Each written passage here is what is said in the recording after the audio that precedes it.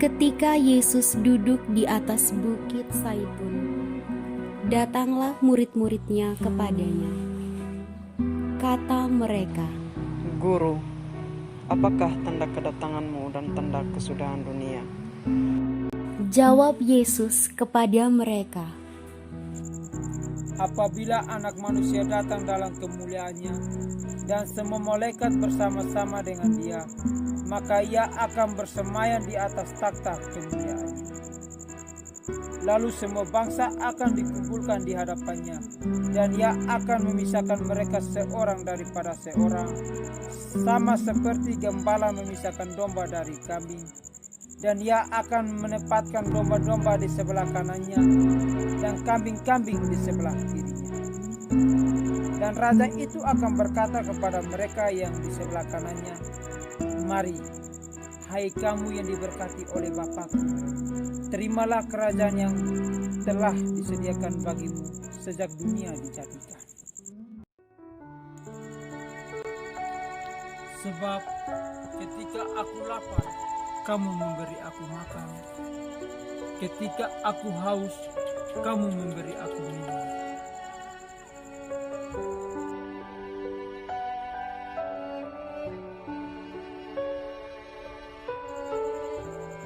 Ketika aku seorang asing, kamu memberi aku tumpangan.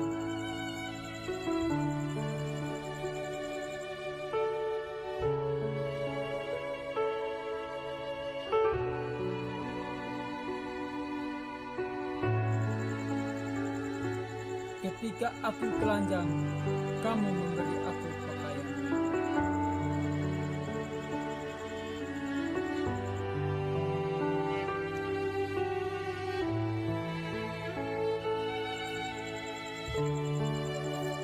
Ketika aku sakit, kamu melawat aku.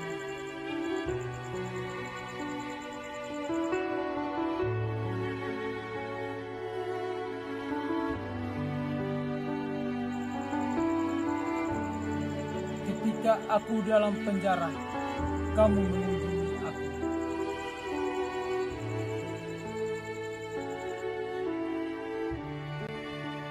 Maka orang-orang benar itu akan menjawab Dia, katanya, Tuhan, bila manakah kami melihat Engkau lapar dan kami memberi Engkau makan, atau haus dan kami memberi Engkau minum? Bila manakah kami melihat Engkau sebagai orang asing dan kami memberi Engkau tumpangan, atau telanjang dan kami memberi Engkau pakaian? Bila manakah kami melihat Engkau sakit atau dalam penjara dan kami mengunjungi Engkau? dan raja itu akan menjawab mereka, Aku berkata kepadamu, sesungguhnya segala sesuatu yang kamu lakukan untuk salah seorang dari saudaraku yang paling hina ini, kamu telah melakukannya untuk aku.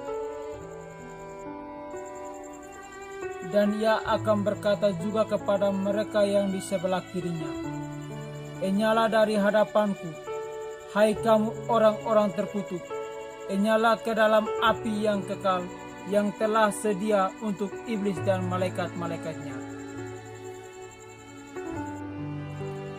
Sebab ketika aku lapar, kamu tidak memberi aku makan. Ketika aku haus, kamu tidak memberi aku minum. Ketika aku seorang asing, kamu tidak memberi aku tumpangan.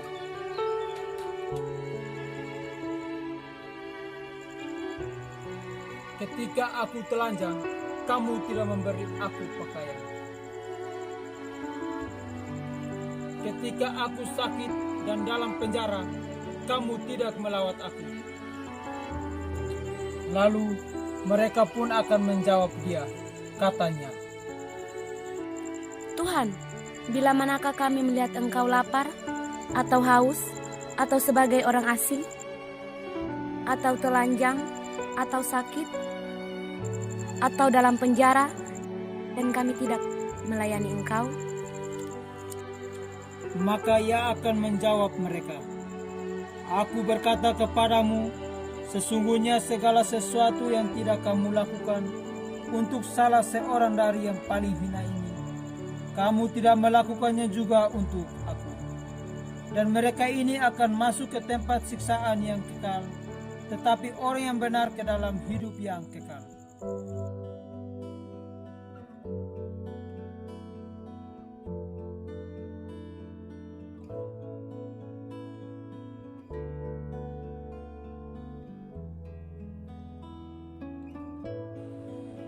Tuhan akan memisahkan seorang daripada seorang lain berdasarkan perbuatan kasih yang konkret kepada sesama yang paling hina, kecil, lemah, miskin, tersisih, dan cacat.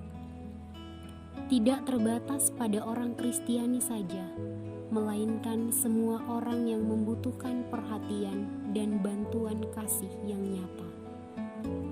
Tuhan mengajak kita melakukan sesuatu untuknya dan bukan demi Dia. Tuhan mengidentifikasikan dirinya dengan sesama yang kurang beruntung dalam hal apapun. Setiap kali kita lalai menolong sesama yang paling hina, kita mengabaikan Tuhan.